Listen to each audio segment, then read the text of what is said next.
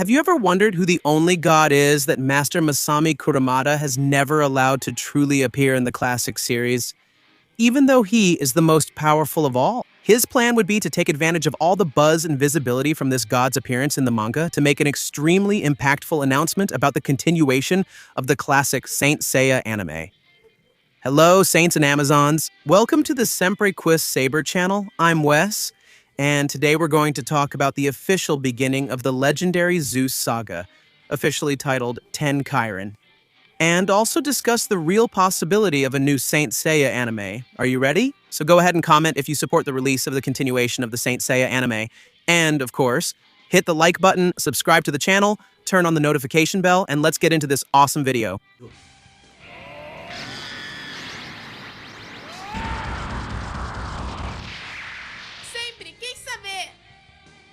How did the end of Next Dimension set the stage for the beginning of the Zeus Saga?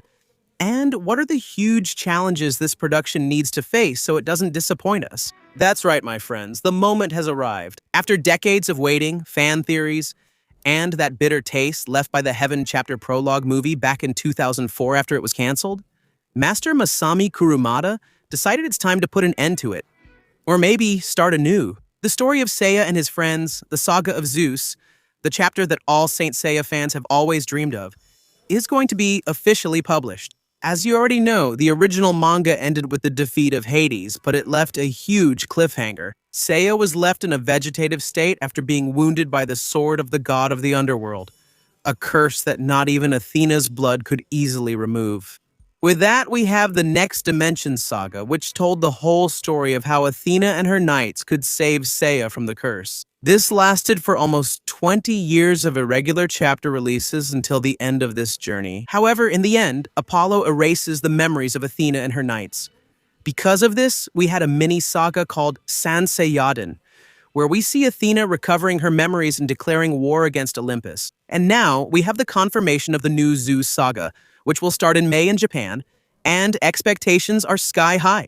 Historically, in the chronology of the work, the celestial realm, or Olympus, has always been the final objective. Zeus is the supreme ruler, the father of gods like Athena, Artemis, and Apollo. In the Knights universe, he is the god who disappeared ages ago, leaving the rule of the earth in the hands of his favorite daughter. His return, or the invasion of Olympus, is the greatest taboo that the series can explore. And for us to understand why a new anime is so likely now, we need to look at Sanseiya, Next Dimension. As you've been following here on the channel, this saga was finally completed in the manga. It served as a sequel to the Hades Saga, where the Bronze Saints went back in time to the 18th century Holy War to try to destroy Hades' sword and save Seiya's life in the present. With the conclusion of Next Dimension, the path is now completely clear.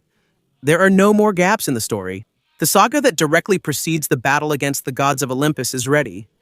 And this is where the market logic that we know so well comes in. In Japan, anime works as a marketing machine, which is huge for selling manga volumes and, of course, the cloth myth action figures from Knights of the Zodiac. If the manga for the Zeus Saga is coming out in May, nothing would make more sense than announcing a Next Dimension anime adaptation to keep the brand in the spotlight and pave the way for what's coming next.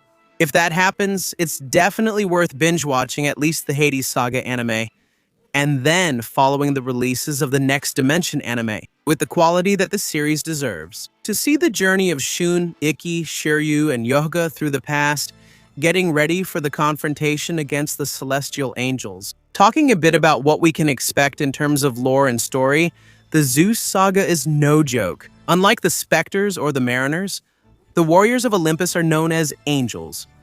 They don't wear armors or scales, but rather glories. The angels are extremely powerful beings who serve directly under the Olympian gods. Among the names that appear in the series' official mythology materials, we have figures like Tuma, Marin's lost brother, who has already appeared in the movie Ten Kairen, and whose canonical version was shown in Next Dimension. He carries a very strong emotional conflict, and Zeus himself is a figure shrouded in mystery. In the mythology of Saint Seiya, he is one of the gods who achieved the ninth sense. They say that when he returns, the world will go through a complete purification. It's against this kind of power that our protagonists will have to fight. It's a much greater scale of power than anything we've ever seen.